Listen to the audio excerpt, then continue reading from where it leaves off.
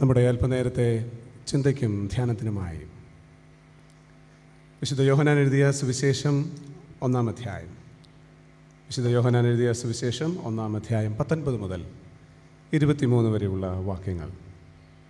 വിശുദ്ധ യോഹന്നാൻ 1:19 മുതൽ 23 വരെ. നീ ആരെന്ന് യോഹന്നാനോട് ചോദിക്കേണ്ടതിന് യഹൂദന്മാർ യെരുശലേമിൽ നിന്ന് പുരോഹിതന്മാരെയും ലേവ്യരെയും അവൻ്റെ അടുക്കൽ അയച്ചപ്പോൾ അവൻ്റെ സാക്ഷ്യം എന്തെന്നാൽ അവൻ മറുക്കാതെ ഏറ്റുപറഞ്ഞു, ഞാൻ ക്രിസ്തുവല്ല എന്ന് ഏറ്റുപറഞ്ഞു. പിന്നെ എന്ത്, നീ ഏലിയാവോ എന്ന് അവനോട് ചോദിച്ചതിന് അല്ല എന്ന് പറഞ്ഞു. നീ ആ പ്രവാചകനോ എന്നതിന് അല്ല എന്ന് അവൻ ഉത്തരം പറഞ്ഞു. അവർ അവനോട്, നീ ആരാകുന്നു? ഞങ്ങളെ അയച്ചവരോട് ഉത്തരം പറയേണ്ടതിന് നീ നിന്നെക്കുറിച്ച് തന്നെ എന്തു പറയുന്നു എന്ന് ചോദിച്ചു. അതിന് അവൻ, യെശയ്യാ പ്രവാചകൻ പറഞ്ഞതുപോലെ കർത്താവിൻ്റെ വഴി നേരെയാക്കുവിൻ എന്ന് മരുഭൂമിയിൽ വിളിച്ചു പറയുന്നവൻ്റെ ശബ്ദം ഞാനാകുന്നു എന്ന് പറഞ്ഞു. പ്രാർത്ഥിക്കാം. ദൈവമേ, നല്ല കർത്താവേ, തരുന്ന എല്ലാ കരുണയ്ക്കായിട്ടും ഞങ്ങളങ്ങേ സ്തുതിക്കുന്നു. ഞങ്ങളുടെ ജീവിതാനുഭവങ്ങളെ നിലനിർത്തുന്നതിൻ്റെ സ്നേഹത്തിനായിട്ട് സ്തോത്രം. പരിശുദ്ധ സഭയിലൂടെ ഈ ലോകത്തെ ശുശ്രൂഷിപ്പാൻ ഞങ്ങളെ എല്ലാവരെയും നീ വിളിച്ചിരിക്കുന്നതിനാൽ ഞങ്ങളങ്ങയെ വാഴ്ത്തുന്നു. കർത്താവെ, പ്രത്യേകമായി നിയോഗിക്കപ്പെടുന്നവരെയും ഞങ്ങൾ ഓർക്കുന്നു. ഇന്ന് നടക്കുന്ന ശുശ്രൂഷയിലൂടെ കർത്താവെ, ഇന്ന് കശിഷ്യന്മാരായി പ്രവേശിക്കുന്ന പ്രിയപ്പെട്ട സഹോദരങ്ങളെയും ഇവിടെ കൂടിയിരിക്കുന്ന എല്ലാ ജനങ്ങളെയും കർത്താവ് അനുഗ്രഹിക്കണമേ. ഇതെല്ലാം ദൈവരാജ്യത്തിൻ്റെ കെട്ടുപണിക്ക് കാരണമായി തീരണമേ. കൃപയിൽ ഞങ്ങളെല്ലാവരെയും പാലിക്കണമേ. യേശു മശിഹാ മൂലമുള്ള പ്രാർത്ഥന കൃപയോടെ കേൾക്കുമാറാകണമേ. ആമേൻ. വിശുദ്ധ വേദപുസ്തകം നമ്മൾ തുടക്കം മുതൽ ഒടുക്കം വരെയും പഠിക്കുമ്പോൾ അവിടെയെല്ലാം മുഴങ്ങി നിൽക്കുന്നതും വളരെ വ്യക്തമായി നമ്മുടെ മുമ്പിൽ വരയ്ക്കപ്പെടുന്നതുമായ ഒരു സന്ദേശം അന്വേഷണങ്ങളാണ്. ഇവിടെയും ഒരു അന്വേഷണത്തിൻ്റെ കഥയാണ് നമ്മൾ വായിച്ചു കേട്ടത്. ഇവിടെ ചില മനുഷ്യരെല്ലാം കൂടിച്ചേർന്ന് യോഹന്നാനിലേക്കാണ് അന്വേഷണത്തിൻ്റെ വിരൽ ചൂണ്ടുന്നത്. നീ ആരാണെന്നുള്ളതാണ് ചോദ്യം. അതുകൊണ്ടാണ് ഞാൻ പറഞ്ഞത്, വേദപുസ്തകം എല്ലായ്പ്പോഴും അന്വേഷണങ്ങളെക്കുറിച്ച് വളരെ കാര്യമായിട്ട് പറയുന്നുണ്ട്. ആദ്യ ദിവസങ്ങളിൽ ദൈവമൊന്ന് അന്വേഷിച്ചു. നീ എവിടെയാണ് എന്നൊരു ചോദ്യത്തിലൂടെയായിരുന്നു ആ അന്വേഷണം. നീ എവിടെയാണ്? ആദ്യ മനുഷ്യരായ 2 പേർ അപ്പോൾ ഒളിച്ചിരിക്കുകയായിരുന്നു എന്ന് നമ്മൾ വേദപുസ്തകത്തിൽ വായിക്കുന്നുണ്ട്. അവർ മരത്തിൻ്റെ പിന്നിലായിരുന്നു. എവിടെയാണെന്ന് പറയാൻ കഴിയാത്തവരായ ഒരു അവ്യക്തതയുടെ ലോകത്തിൽ അവർ അപ്പോൾ ജീവിക്കുകയായിരുന്നു. അവിടെ മുതൽ പിന്നീട് വേദപുസ്തകത്തിൻ്റെ ചരിത്രത്തിൻ്റെ ഓരോ താളുകളിലും നമ്മൾ പരിശോധിച്ച് വരുമ്പോൾ അവിടെയെല്ലാം അന്വേഷകനായി ദൈവം ഇങ്ങനെ സഞ്ചരിക്കുന്നത് നമുക്ക് കാണാം. അവൻ പ്രവാചകന്മാരിലൂടെയും രാജാക്കന്മാരിലൂടെയും ന്യായാധിപന്മാരിലൂടെയും ചക്രവർത്തിമാരിലൂടെയും പുരോഹിതന്മാരിലൂടെയും എല്ലാം മനുഷ്യരെ അന്വേഷിക്കുകയായിരുന്നു. എന്നിൽ നിന്ന് അകന്നുപോയ മനുഷ്യർ അല്ലേ? ദൈവത്തിൻ്റെ കൈപിടിച്ച് നടക്കേണ്ടുന്നവൻ പാപത്തിൻ്റെ കൈയും പിടിച്ച് ഈ ലോകത്തിൻ്റെ ഇടങ്ങളിലേക്ക് നടന്നു പോയപ്പോൾ അവനെ പുറകെ നടന്ന് അന്വേഷിക്കുന്ന സ്നേഹനിധിയായ ഒരു ദൈവത്തെക്കുറിച്ച് തന്നെയാണ് വേദപുസ്തകം നമ്മളെ അറിയിക്കുന്നത്. അവൻ്റെ ശ്രമങ്ങളെല്ലാം വേണ്ട വിധത്തിൽ വിജയിക്കാതെ വരുന്നുണ്ട്. പ്രവാചകന്മാരിലൂടെയും പുരോഹിതന്മാരിലൂടെയൊക്കെ നടത്തുന്ന ശ്രമം. എന്നാൽ ഒടുവിൽ ഈ അന്വേഷണത്തിൻ്റെ ഒരു പൂർത്തീകരണം എന്ന നിലയിൽ അവൻ തന്നെ ലോകത്തിലേക്ക് വരികയാണ്. പുത്രനായി ക്രിസ്തുവിലൂടെ അന്വേഷണം പൂർത്തിയാക്കുന്നൊരു ദൈവത്തെ നമുക്ക് കാണാം. ഈ ക്രിസ്തുവിന് വേണ്ടി വഴിയൊരുക്കുവാൻ ഇവിടേക്ക് ഒരുവൻ വന്നു. അതായിരുന്നു യോഹന്നാൻ. യോഹന്നാൻ ഈ ലോകത്തിലേക്ക് വരുമ്പോൾ അന്വേഷണം സ്വാഭാവികമാണ്. സ്നാപക യോഹന്നാൻ എന്നൊക്കെ നമ്മൾ വിളിക്കും. അന്വേഷണം സ്വാഭാവികമാണ്. കാരണം ഇവിടെ വന്നവൻ ദൈവത്താൽ അയക്കപ്പെട്ടവനാണ്. ദൈവത്താൽ അയക്കപ്പെട്ടവരെ ലോകം അന്വേഷിക്കും എന്നുള്ളതിന് സംശയം വേണ്ട. ദൈവത്താൽ അയക്കപ്പെട്ടവരോട് ചോദ്യങ്ങളുണ്ടാകും എന്നുള്ളതിന് സംശയം വേണ്ട. ദൈവത്താൽ അയക്കപ്പെട്ടവർക്ക് ചില ചോദ്യങ്ങളുടെ മുൾമുനയിൽ നിന്നുകൊണ്ട് ജീവിതം നയിക്കേണ്ടി വരും എന്നുള്ളതിന് സംശയം വേണ്ട. നമ്മളെല്ലാവരും അങ്ങനെ നിയോഗിക്കപ്പെട്ടവരും അയക്കപ്പെട്ടവരുമാണ്. അതുകൊണ്ട് നമുക്ക് നേരെയും ധാരാളം ചോദ്യങ്ങളുണ്ട് എന്ന് അറിഞ്ഞുകൊണ്ട് വേണം ഈ ക്രിസ്തു വഴിയിൽ നമ്മൾ സഞ്ചരിക്കുവാൻ. ഈ യോഹന്നാനെ കുറിച്ച് നമ്മൾ പഠിക്കുന്നുണ്ട്. എല്ലാ സുവിശേഷങ്ങളിലും കാര്യമായി രേഖപ്പെടുത്തിയിട്ടുണ്ട്. നമ്മളവിടെ എല്ലാം വായിക്കുമ്പോൾ നമ്മൾ കാണുന്നത് എന്തുകൊണ്ടാണ് ഈ അന്വേഷണം സംഭവിക്കുന്നത്. ഒന്ന്, ദൈവത്താൽ അയക്കപ്പെട്ടവനായതുകൊണ്ടാണ്. മറ്റൊന്ന്, അവൻ സാക്ഷിക്കുകയായിരുന്നു. നിരന്തരമായി അവൻ പറഞ്ഞുകൊണ്ടിരുന്നൊരു ക്രിസ്തുവിനെക്കുറിച്ച് അവൻ്റെ ശബ്ദം ഇങ്ങനെ കേൾക്കുന്നുണ്ടായിരുന്നു. അവൻ പറഞ്ഞു, എൻ്റെ പിന്നാലെ ഒരുവൻ വരുന്നുണ്ട് എന്ന് പറഞ്ഞു. അസാധാരണമായ ശബ്ദത്തിൽ, നിഷേധിക്കാൻ കഴിയാത്ത സത്യങ്ങളെ വിളിച്ചു പറയുമ്പോൾ അസാധാരണമായ ശബ്ദത്തിൽ നിഷേധിക്കാൻ കഴിയാത്ത ചില സത്യങ്ങളെ വിളിച്ചു പറയുമ്പോൾ അതെന്താണ്, അതേതാണ്, നീ ആരാണ് എന്നുള്ള ചോദ്യങ്ങളൊക്കെ വളരെ സ്വാഭാവികമാണ്. ഈ ചോദ്യത്തിന് മുമ്പിൽ ഒന്ന് നിൽക്കുന്നുണ്ട് സ്നാപക യോഹന്നാൻ. എന്നിട്ട് ഇനി സംസാരിച്ചു തുടങ്ങുകയാണ്. 2 കാര്യങ്ങൾ യോഹന്നാന് പറയണം. 2 കാര്യങ്ങൾ സ്നാപക യോഹന്നാന് പറയണം. ആ 2 കാര്യങ്ങളാണ് ഇന്നത്തെ നമ്മുടെ ധ്യാനം. ഒന്ന് ചെറിയൊരു വാചകമാണ്, ഐഡൻറ്റിറ്റി. നമ്മൾ സാധാരണയായി പറയുന്ന ഒരു വാക്ക് തന്നെയാണ്, ഒരു വാചകം തന്നെയാണ്. പുതുമകളൊന്നും അതിനകത്ത് രേഖപ്പെടുത്താനില്ല. പക്ഷേ യോഹന്നാൻ ഇപ്പോൾ നിൽക്കുന്ന ഈ ചോദ്യത്തിൻ്റെ മുനയിൽ അവൻ പറയേണ്ടുന്ന ഒന്നാമത്തെ കാര്യം അവൻ്റെ വ്യക്തിത്വത്തെക്കുറിച്ചാണ്. ഞാൻ ആരാണ്, അല്ലെങ്കിൽ അവർ ചോദിക്കുന്ന നീ ആരാണ് എന്നുള്ള ചോദ്യത്തിന് കൃത്യതയുള്ള ഒരു ഉത്തരം പറയണം. നമ്മളിപ്പോൾ വായിച്ചു കേട്ട ഭാഗത്ത് പല ചോദ്യങ്ങളാണ്. നീ ആരാണെന്ന് ചോദിക്കുമ്പോൾ നീ അതാണോ അതാണോ അതാണോ എന്ന് ആവർത്തിച്ച് ആളുകൾ ചോദിക്കുന്നത് നമുക്ക് കാണാം. എന്നാൽ യോഹന്നാൻ സ്നാപകൻ്റെ ഉത്തരം വളരെ വ്യക്തമാണ്. അദ്ദേഹം പറയണം, I am not the Christ, I am not Elijah, I am not a prophet. ഇത് വളരെ പ്രധാനപ്പെട്ടതാണ്. ഞാൻ ക്രിസ്തുവല്ല, ഞാൻ ഏലിയാവല്ല, ഞാൻ ഒരു പ്രവാചകനല്ല, ഞാൻ ചിലതൊന്നുമല്ല എന്ന് പറയുന്നത് വളരെ പ്രധാനപ്പെട്ടതാണ്. ഞാൻ എല്ലാമാണ്, ഞാൻ ഇതൊക്കെയാണ്, ഞാൻ ഇതിനും മേലെയാണെന്ന് പറയാൻ ശ്രമിക്കുന്ന ഒരു വല്ലാത്ത ആത്മീയ കാലത്ത് നമ്മൾ ജീവിക്കുമ്പോൾ ഞാൻ ഇതൊന്നുമല്ല, ഞാൻ അത്രയുമൊന്നും ഇല്ല എന്ന് പറയാൻ കഴിയുന്ന ഒരു മനുഷ്യനെ നമുക്ക് യോഹന്നാനിൽ കാണാം. ഈ യോഹന്നാൻ തുടരുന്നത് എങ്ങനെയാണ്? പറഞ്ഞു വയ്ക്കുകയാണ്, I am the voice, I am the voice. ക്രിസ്തു എന്ന് വിളിച്ചു പറയുന്ന ശബ്ദമാണ് ഞാൻ, വോയിസ്. ഇത് വളരെ പ്രധാനപ്പെട്ട ഒരു വാക്കാണ്. വോയിസ് എന്ന വാക്കിൻ്റെ ഗ്രീക്ക് പദം ഫോനെ എന്നാണ്. ഫോനെ, എൻ്റെ പ്രൊനൗൺസിയേഷൻ കറക്റ്റാണെന്ന് അറിയില്ല, ഞാനൊരു ഗ്രീക്ക് വിദഗ്ധനല്ല. ഫോനെ എന്നാണ്, ഞാൻ വായിച്ചപ്പോൾ എനിക്ക് അങ്ങനെയാണെന്ന് മനസ്സിലായത്. ഫോനെ എന്ന് പറഞ്ഞാൽ not just a sound but a meaningful communication എന്നാണ് അതിൻ്റെ അർത്ഥം. ഇത് വെറും ഒരു ശബ്ദമല്ല, ഇതൊരു കോലാഹലമല്ല, ഇത് പുറപ്പെടുവിക്കുന്ന വെറും എന്തെങ്കിലും ശബ്ദത്തിൻ്റെ ഒരു വീചിയല്ല. അതിനപ്പുറത്ത് ആ വാക്കിൻ്റെ അർത്ഥം വളരെ അർത്ഥവത്തായ ഒരു സംവേദനം എന്നാണ്. ഫോനെ എന്ന് പറഞ്ഞാൽ ഒരു സംവേദനമാണ്. അത് വളരെ അർത്ഥവത്തായി വിളിച്ചു പറയുന്ന മനോഹരമായ ഒരു കവിത പോലെയാണ്. അതാണ് ആ ഭാഗം നമ്മൾ പഠിപ്പിക്കുന്നത്. അതുകൊണ്ട് 2 വാക്കുകൾ നമ്മൾ ഓർക്കണം. യോഹന്നാൻ പറയുകയാണ്, ഞാൻ ഫോനെയാണ്, ഞാൻ ശബ്ദമാണ്, ഞാൻ വോയിസ് ആണെന്ന് പറയുമ്പോൾ പറഞ്ഞു വെക്കുന്നത് എന്താണ്? I am not the word, I am not the word but the voice. ഞാൻ വേർഡല്ല, ഞാൻ വചനമല്ല, ഞാൻ ക്രിസ്തുവല്ല. ഞാൻ എന്താണ്? ക്രിസ്തുവിൻ്റെ ശബ്ദത്തെ പ്രതിഫലിപ്പിക്കുന്ന ഉപകരണമാണ്. ഓരോ ദൈവ പൈതലിൻ്റെയും ഈ ലോകത്തിലെ ജീവിതത്തെ ക്രമീകരിക്കപ്പെടേണ്ടത് ഈ ആത്മീയ വിചാരത്തിലാണ്. ഞാനും നിങ്ങളുമൊന്നും ഫോനെയല്ല, ഞാനും നിങ്ങളുമൊന്നും വചനമല്ല, ഞാനും നിങ്ങളുമൊക്കെ വചനത്തെ പ്രതിഫലിപ്പിക്കുന്നവരാണ്. ഇന്ന് പരിശുദ്ധ സഭയിലൂടെ, അഭിവന്യ തിരുമേനിയിലൂടെ ഷന്മാരുടെ ഗണത്തിൽ നിന്ന് കശീശന്മാരുടെ ഗണത്തിലേക്ക് പരിവർത്തനം ചെയ്യപ്പെടുന്ന പ്രിയപ്പെട്ട അബിൻ ഷമാശനും ആശിഷ് ഷമാശനും എന്താണ് ആകേണ്ടത്? എന്താണ് അവരുടെ ഐഡൻറ്റിറ്റി? എന്താണ് അവരുടെ വ്യക്തിത്വം? അതിതാണ്, നമ്മൾ വചനമല്ല, നമ്മൾ വേർഡല്ല, നമ്മൾ വോയിസാണ്. ദൈവത്തിൻ്റെ ശബ്ദമായി മാറാൻ നമുക്ക് കഴിയണം. ആരാണ് വചനം? വേർഡ് എന്ന് പറയുന്നത്, ലോഗോസ് എന്ന് പറയുന്നത് ക്രിസ്തുവാണ്. നമ്മൾ ആരാണ്? നമ്മൾ വോയിസാണ്. യോഹന്നാൻ പറഞ്ഞു, ഞാൻ വോയിസാണ്. അതിന് പിന്മുറക്കാരെ ആവശ്യമുണ്ട്. അങ്ങനെ പറയുന്ന പിന്മുറക്കാരെ ആവശ്യമുണ്ട്. നമ്മളെല്ലാവരും ഒന്നിച്ചു തന്ന് ഈ ദൈവരാജ്യത്തിൻ്റെ പ്രക്രിയയിൽ വിളിച്ചു പറയേണ്ട വാക്കാണ്, നമ്മൾ കർത്താവിൻ്റെ ശബ്ദമാണ്. ശബ്ദമായി നിലനിൽക്കാൻ കഴിയണം. ഇന്ന് കർത്താവിനെ റീപ്ലേസ് ചെയ്യുകയാണ്. അത് പാടുള്ളതല്ല. We are not called to replace Christ but to reveal Christ എന്നാണ്.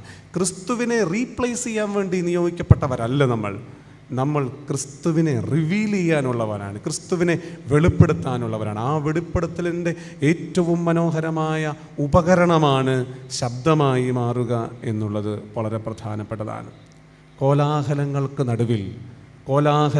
നടുവിൽ അർത്ഥവത്തായി നിൽക്കുന്ന ശബ്ദമാകാൻ ദൈവം തമ്പുരാൻ നമ്മെ ഓരോരുത്തരെയും ക്ഷണിക്കുന്നു. വിശുദ്ധ മർക്കോസ് എഴുതിയ സുവിശേഷം നമ്മൾ പഠിക്കുമ്പോൾ 10-ാം അധ്യായത്തിൽ നമ്മൾ കാണുന്നുണ്ട്. വലിയ ശബ്ദകോലാഹലങ്ങൾക്കിടയിൽ ഒരു ശബ്ദം കുറിയേലായിസോൻ എന്നായിരുന്നു. എന്നോട് കരുണ തോന്നണമേ. പേരറിയാത്ത, ഊരറിയാത്ത, നാടറിയാത്ത ഒരു മനുഷ്യൻ്റെ ശബ്ദം, അർത്ഥവത്തായൊരു ശബ്ദം മുഴങ്ങിക്കേൾക്കുമ്പോൾ ക്രിസ്തുവിൻ്റെ സഞ്ചാരം അവിടെ നിൽക്കുന്നുണ്ട്.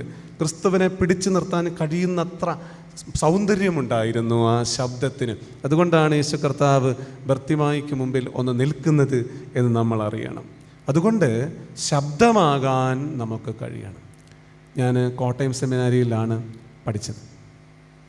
4-ാം വർഷം പഠിച്ച് അതിൻ്റെ അവസാന സെമസ്റ്ററിലേക്ക് വരുമ്പോൾ വന്നിരായിട്ടുള്ള പട്ടക്കാർ അധ്യാപകർ പറഞ്ഞു, ഇനി നിങ്ങളെല്ലാവരും കുപ്പായമൊക്കെ തയ്ക്കാനായിട്ട് ഒരുങ്ങണം, അതൊക്കെ ആ സമയമാകുമ്പോഴത്തേക്ക് തയ്ച്ച് കിട്ടണമെങ്കിൽ അങ്ങനെയാണ് വേണ്ടത് എന്നൊക്കെ പറഞ്ഞു. അപ്പോൾ ഞാൻ 2 കുപ്പായത്തിൻ്റെ വെള്ളത്തുണിയുമായി കോട്ടയം ടൗണിലൂടെ നടന്ന് ഒരു കുപ്പായം തയ്ക്കുന്ന ഒരു കടയിലെത്തി. ആ കടയിലെത്തിയിട്ട് അവിടെ ഇങ്ങനെ കാത്തു നിന്നു. അവിടെ അങ്ങനെയാണ്, എല്ലായ്പ്പോഴും അവിടെ കാത്തു നിൽക്കണം. അവിടെ കാത്തു നിന്ന് കുറച്ച് കഴിഞ്ഞപ്പോൾ ഈ തുന്നുന്നയാൾ എൻ്റെ അടുത്തോട്ട് വന്ന് പറഞ്ഞു, കുപ്പായം തയ്ക്കണമല്ലേ? തയ്ക്കണം. എന്നോട് പറഞ്ഞു അളവെടുക്കണം. ഞാൻ ആവട്ടെ. കിഴക്കോട്ട് നോക്കി നിൽക്കാൻ പറഞ്ഞു. കിഴക്കോട്ട് നോക്കി നിൽക്കാൻ പറഞ്ഞു. അപ്പോൾ എനിക്ക് ആ മുറിക്കകത്തെ കിഴക്കും പടിഞ്ഞാറും ഒന്നും മനസ്സിലായില്ല. ഞാനിങ്ങനെ ഒരു സൈഡിലോട്ട് എനിക്ക് ഇഷ്ടപ്പെട്ട ഒരു സ്ഥലത്തോട്ട് തിരിഞ്ഞു നിന്നു. അദ്ദേഹം എൻ്റെ തോളിലൊക്കെ പിടിച്ചിങ്ങനെ കൃത്യമായി കിഴക്കോട്ട് തിരിച്ചു നിർത്തി.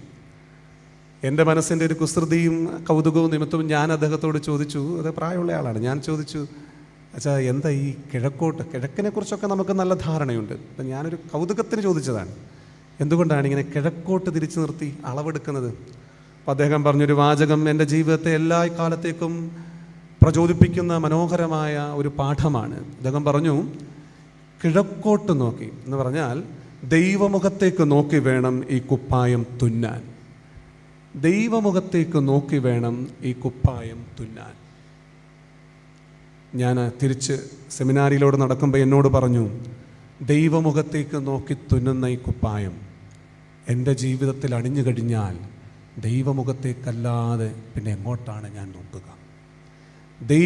ദൈവമുഖത്തേക്ക് നോക്കി തുന്നിയ ഈ കുപ്പായം എൻ്റെ ജീവിതത്തിൽ വീണ് കഴിഞ്ഞാൽ ദൈവമുഖത്തേക്കല്ലാതെ പിന്നെ എങ്ങോട്ടാണ് ഞാൻ നോക്കുക?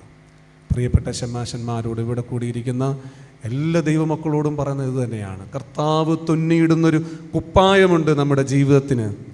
ആ കുപ്പായമിട്ടാൽ പിന്നെ ദൈവമുഖത്തേക്ക് മാത്രമേ നോക്കാൻ നമുക്ക് കഴിയൂ. അങ്ങനെ നോക്കിയാൽ മാത്രമാണ് ഈ ലോകത്തെ തെളിമയോടെ കാണാൻ നമുക്ക് കഴിയുക.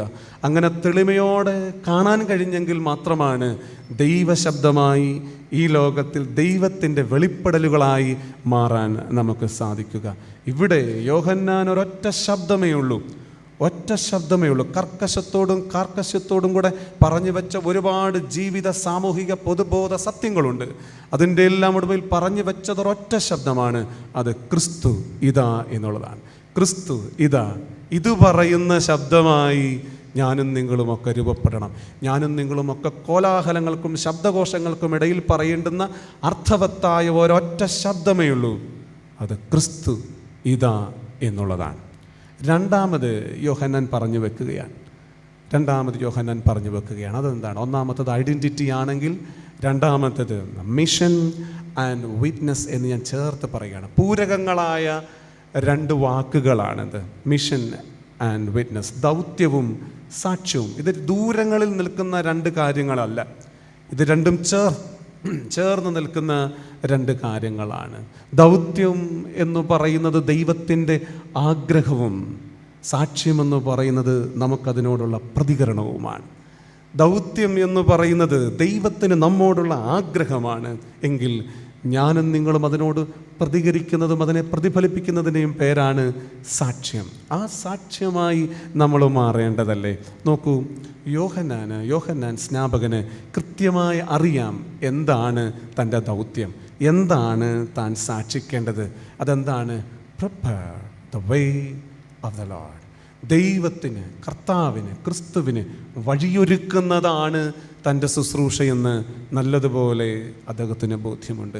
ഇന്ന് പരിശുദ്ധ മധുബഹായുടെ മുൻപാകെ, തമ്പുരാൻ്റെ സാന്നിധ്യമായ ത്രോണോസിൻ്റെ മുമ്പാകെ, അഭിവന്യരായ പിതാക്കന്മാരുടെ മുമ്പാകെ, പരിശുദ്ധ ഏവൻഗേലിയോൻ്റെയും ഈ ശുശ്രൂഷകളുടെയും എല്ലാത്തിൻ്റെയും മുമ്പാകെ നിങ്ങൾ നിൽക്കുമ്പോൾ പട്ടക്കാർക്ക് സഭ ഈ സാക്ഷ്യത്തിന് കൊടുക്കുന്ന ജനത്തിന് ഈ സഭ സാക്ഷ്യത്തിന് കൊടുക്കുന്ന രണ്ട് പ്രധാനപ്പെട്ട ഉപകരണങ്ങളുണ്ട്.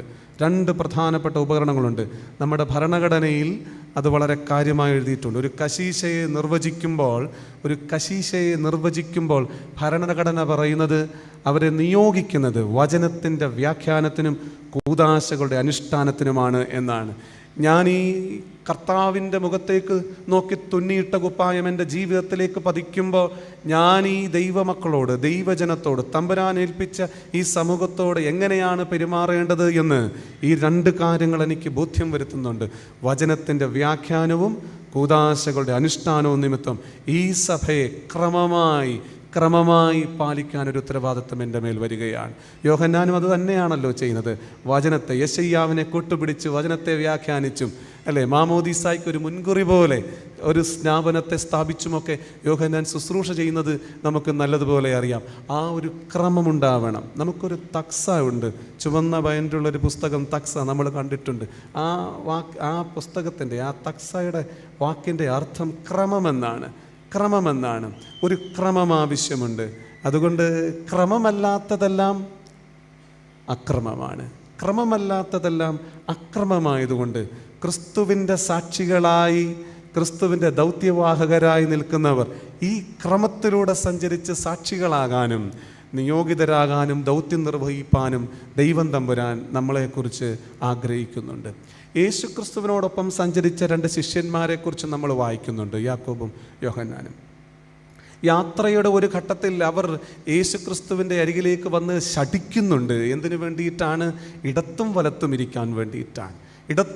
ഇരിക്കാൻ വേണ്ടി ഒരു ശാഠ്യത്തോടുകൂടെ പെരുമാറുന്നത് നമ്മൾ കാണുന്നുണ്ട്. സ്നേഹത്തിൻ്റെ മധുരം പുരട്ടിയും ഉപദേശത്തിൻ്റെ ഒരു ഖനം വെച്ചും അവരെ ശാസിച്ച് ദൈവം തമ്പുരാൻ ഒരല്പം മാറ്റി നിർത്തുന്നുണ്ട്. കർത്താവ് ഒരല്പം മാറ്റി നിർത്തുന്നുണ്ട് അവരോട്. എന്നിട്ട് അവരോട് പറഞ്ഞു വെക്കുന്നത് എന്താണ്? ഇടത്തും വലത്തും ഇരുന്ന ആളാകാനുള്ളതല്ല ഈ ശുശ്രൂഷ.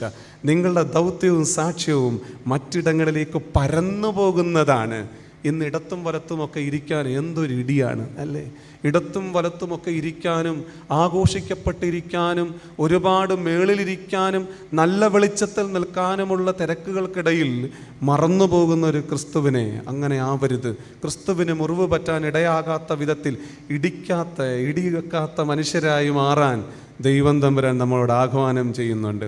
എന്നാൽ മറ്റൊരിടത്ത് യേശുക്രിസ്തുവിൻ്റെ ഉത്ഥാനത്തിന് ശേഷം ഒരു വഴിയിലൂടെ സഞ്ചരിച്ചു പോകുന്ന രണ്ട് ശിഷ്യന്മാരെ നമ്മൾ കാണുന്നുണ്ട്. അത് പത്രോസും യോഹന്നാനുമാണ്. അപ്പോസ്തലന്മാരുടെ പ്രവൃത്തികൾ 3-ാം അധ്യായം വായിച്ചാൽ അവരെ നമുക്ക് കാണാനായിട്ട് കഴിയും. അവിടെ നമ്മൾ കാണുന്നത് എന്താണ്? സുന്ദരമെന്ന് പറയുന്ന ഒരു ഗോപുരത്തിൻ്റെ ചുവട്ടിൽ സുന്ദരമല്ലാത്ത ജീവിതവുമായിരിക്കുന്ന ഒരു മനുഷ്യൻ. സുന്ദരമെന്ന് പറയുന്ന ഗോപുരത്തിൻ്റെ ചുവട്ടിൽ സുന്ദരമല്ലാത്ത ജീവിതവുമായിരിക്കുന്ന ഒരു മനുഷ്യൻ.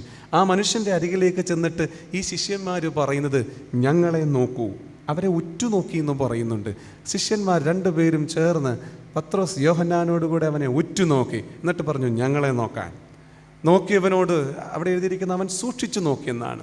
ഉറ്റുനോക്കിയവനെ സൂക്ഷിച്ചു നോക്കിയപ്പോൾ ആ ശിഷ്യന്മാർ പറഞ്ഞു, നീ ഞങ്ങളെ നോക്കൂ, പക്ഷെ നീ കാണേണ്ടത് എന്താണ്? വെള്ളിയല്ല, പൊന്നല്ല, മറ്റു നാണയങ്ങളൊന്നുമല്ല. മനുഷ്യരെ പിടിക്കുമെന്ന് പറഞ്ഞ് ഞങ്ങളെ അയച്ച ഒരുവനുണ്ട്, അവൻ ക്രിസ്തുവാണ്. അവനെ നീ നോക്കൂ, അപ്പോൾ ഞങ്ങളൊന്ന് പിടിക്കാം, ക്രിസ്തു നിന്നെ പിടിക്കും. അങ്ങനെ കൈകൊടുത്തവനെ എഴുന്നേൽപ്പിച്ചപ്പോൾ അവൻ പിന്നെ തുള്ളിയും ചാടിയും ദൈവാലയത്തിലേക്ക് കടന്നു എന്നാണ് വേദപുസ്തകം നമ്മളെ പഠിപ്പിക്കുന്നത്. ഉറ്റുനോക്കിയവരെ സൂക്ഷിച്ചു നോക്കിയവൻ ക്രിസ്തുവിനെയാണ് കണ്ടത്, പത്രോസിനെയും യോഹന്നാനെയും അല്ല. ഞാനും നിങ്ങളുമൊക്കെ നോക്കുന്നവർ നമ്മെ നോക്കിയാൽ ആരെയാണ് കാണുക? നമ്മുടെ ദൗത്യവും സാക്ഷ്യവും എവിടെ നിൽക്കുന്നു? നമ്മൾ നോക്കുന്നവർ നമ്മളെ നോക്കിയാൽ നമ്മളിൽ ആരെയാണ് കാണുക? അത് വളരെ പ്രധാനപ്പെട്ടതല്ലേ? നമ്മളെല്ലാം വായിച്ചിട്ടുള്ളൊരു പുസ്തകമാകും. സെമിനാരി കാലത്ത് ഞാൻ വായിച്ചൊരു പുസ്തകം അച്ഛന്മാരെല്ലാം വായിച്ചിട്ടുണ്ടാകും. ഒരു കുഞ്ഞു പുസ്തകമാണ്. ജാപ്പനീസ് എഴുത്തുകാരനായിട്ടുള്ള കൊസുക്കെ കൊയാമ എന്ന് പറയുന്ന മനുഷ്യനാണ് അത് എഴുതിയത്. ആ പുസ്തകത്തിന് ഒരുപാട് പേജുകളില്ല. ആ പുസ്തകം വായിക്കണമെന്ന് ഞാൻ സജസ്റ്റ് ചെയ്യുന്നില്ല. എന്ന് പറഞ്ഞാൽ മോശം പുസ്തകമായതുകൊണ്ടല്ല, അതിൻ്റെ ടൈറ്റിൽ വായിച്ചാൽ ആ പുസ്തകം മുഴുവൻ വായിച്ചതുപോലെയാണ്. അതിൻ്റെ ടൈറ്റിൽ വായിച്ചാൽ പുസ്തകം മുഴുവൻ വായിച്ചതുപോലെയാണ്. ആ പുസ്തകത്തിൻ്റെ ടൈറ്റിൽ ഇങ്ങനെയാണ് അദ്ദേഹം എഴുതി വെക്കുന്നത്. പുസ്തകത്തിൻ്റെ മുഴുവൻ ആശയങ്ങളും ആ ഒരൊറ്റ പേരിലുണ്ട്. അതിൻ്റെ പേരിങ്ങനെയാണ്, no handle on the cross. No handle on the cross. കുരിശിന് പിടിയില്ല. കുരിശിന് പിടിയില്ല. കുരിശിന് എന്തുകൊണ്ടാണ് പിടിയില്ലാത്തത്? കുരിശിന് പിടിയില്ലാത്തത് അത് തൂക്കിപ്പിടിച്ചു കൊണ്ടുപോകാനുള്ളൊരു സംഗതി അല്ലാത്തത് കൊണ്ടാണ്. കുരിശിന് പിടിയില്ലാത്തത് എന്തുകൊണ്ടാണ്? അത് തൂക്കിപ്പിടിച്ചു കൊണ്ടുപോകാൻ കഴിയില്ല. പിന്നെ എങ്ങനെയാണ് അത് കൊണ്ടുപോകേണ്ടത്? അത് ചുമന്നുകൊണ്ട് വഹിച്ചുകൊണ്ട് പോകേണ്ടതാണ്. യേശു കർത്താവ് കുരിശു പകരുന്നൊരിടമുണ്ട്. കഴിഞ്ഞ ആഴ്ചയിൽ നമ്മൾ കഷ്ടാനുഭവ ആഴ്ചയിലായിരുന്നല്ലോ. കർത്താവ് കുരിശു പകരുന്നൊരിടമുണ്ട്. കർത്താവ് കുരിശു പകരുമ്പോൾ അത് സ്വീകരിച്ച ശിമോൻ അത് ചുമലിൽ വഹിച്ചു കൊണ്ടുപോവുകയാണ് ഉണ്ടായത്. അങ്ങനെ കൊണ്ടുപോകാനുള്ളതാണ്. തൂക്കിപ്പിടിച്ചു കൊണ്ടുപോകാനുള്ളൊരു സൗകര്യമല്ല കുരിശ്. അതിനപ്പുറത്ത് ജീവിതം കൊണ്ട് വഹിക്കാനുള്ള സാക്ഷ്യമാണ് കുരിശ്. തൂക്കിപ്പിടിച്ചു കൊണ്ടുപോകാനുള്ള ഒരു സൗകര്യമല്ല കുരിശ്. പിന്നെയോ ജീവിതം കൊണ്ട് ചുമന്നു കൊണ്ടുപോകാനുള്ള ഒരു സാക്ഷ്യമാണ് കുരിശ് എന്ന് നമ്മൾ മറക്കരുത്. അതുകൊണ്ടാണ് യോഹന്നാൻ്റെ സാക്ഷ്യം അർത്ഥവത്താകുന്നത്. എന്നേക്കാൾ ശക്തനായവൻ, എന്നേക്കാൾ ശക്തനായവൻ വരുന്നു. ഈ ദിവസങ്ങളിലൊക്കെ VBSൻ്റെ കാലമാണല്ലോ. ഇന്നലെയാണ് എൻ്റെ പള്ളിയിൽ VBS സമാപിച്ചത്. ഈ വർഷത്തെ VBSൻ്റെ തീം വളരെ അർത്ഥവത്താണ്. നമ്മുടെ കുഞ്ഞുങ്ങളോട് 2026 പറയേണ്ടുന്ന മനോഹരമായൊരു സന്ദേശമാണ് ഈ വർഷത്തെ നമ്മുടെ VBSൻ്റെ തീം. ഞാൻ സൺഡേ സ്കൂൾ സമാജത്തെ ഓർത്ത് ദൈവത്തെ സ്തുതിക്കുന്നു. ആ വിഷയം ഇതാണ്: ക്രിസ്തുവിൽ ഉറച്ചു നിൽപ്പേൻ. ഇന്ന് ഈ ശുശ്രൂഷയിൽ സംബന്ധിക്കുമ്പോൾ ഐഡൻറ്റിറ്റിയും മിഷനും വിറ്റ്നസ്സും ഒക്കെ ധ്യാനിക്കുന്ന ഈ സമയത്ത് ഇന്ന് കശീശന്മാരാകാൻ പ്രവേശിക്കുന്ന ഈ പ്രിയപ്പെട്ടവരോടും നമ്മളോട് എല്ലാവരോടും ഈ കാലം ദൈവവും ദൈവവചനവും ആവശ്യപ്പെടുന്നത് ക്രിസ്തുവിൽ ഉറച്ചു നിൽപ്പേൻ. അങ്ങനെ ഉറച്ചു നിന്നാൽ ഞാനും നിങ്ങളും ദൈവത്തിൻ്റെ ശബ്ദമാകും, ദൈവത്തിൻ്റെ ദൗത്യവാഹകരാകും. തൂക്കിപ്പിടിക്കുന്ന കുരിശല്ല, വഹിച്ചു കൊണ്ടുപോകുന്ന കുരിശിൻ്റെ വെളിച്ചമുള്ള സാക്ഷികളും ആയിത്തീരും. യാതൊരു സംശയവും വേണ്ട. അതുകൊണ്ട് നമ്മളെല്ലാവരും എന്താവണം? ക്രിസ്തുവിൽ ഉറച്ചു നിൽക്കുന്നവർ ആകണം. ഇന്ന് അമലോകിയൻ്റെ പ്രതിജ്ഞയിലൂടെയും പരിശുദ്ധ പിതാവിൻ്റെ കൈവപ്പിലൂടെയും ഈ സഭയുടെ മുമ്പാകെ തമ്പുരാനെ ഏറ്റെടുക്കുന്ന, അടി മുതൽ മുടി വരെയും തമ്പുരാനെ ഏറ്റെടുക്കുന്ന ഈ പ്രിയപ്പെട്ട എബിൻ ഷമാശനും ആശിഷ് ഷമാശനും ഇവിടെ കൂടി വന്നിരിക്കുന്ന ഞാനും നിങ്ങളുമെല്ലാം ഇതുറപ്പിക്കുക, ക്രിസ്തുവിൽ ഉറച്ചു നിൽക്കുക. വല്ലാത്തൊരു കാലത്തിലൂടെ മുമ്പോട്ട് പോകുമ്പോൾ ക്രിസ്തുവിൽ ഉറച്ച് മുമ്പോട്ട് പോകാൻ നമുക്ക് സാധിക്കണം. അതിനൊരു ഭാഗ്യം ദൈവം നമുക്ക് തന്നിട്ടുണ്ട്. അതിനൊരു സ്തോത്രം നമ്മൾ പറയേണ്ടതുണ്ട്. അതിനൊരു ഭാഗ്യം ദൈവം തമ്പുരാൻ തന്നിട്ടുണ്ട്. അതിനൊരു സ്തോത്രം നമ്മൾ പറയേണ്ടതുണ്ട്. നമ്മൾ പാടും: കനിവും നല്ല മനസ്സലിവും കരുണയുമുള്ള കൃപാകരനേ, ഭാഗ്യമെഴുമ്പൻ പദവിയെ മർത്യർക്കരുളിയതാൽ സ്തോത്രം. ശബ്ദമാകാനും ദൗത്യവാഹകരാകാനും സാക്ഷ്യമാകാനും ഈ ഭാഗ്യം കർത്താവ് തന്നിരിക്കുന്നു. ഒരു പ്രാവശ്യം കൂടെ പാടാമോ? കനിവും നല്ല മനസ്സലിവും കരുണയുമുള്ള കൃപാകരനേ, ഭാഗ്യമെഴും പദവിയെ മർത്യർക്കരുളിയതാൽ സ്തോത്രം. ആമേൻ.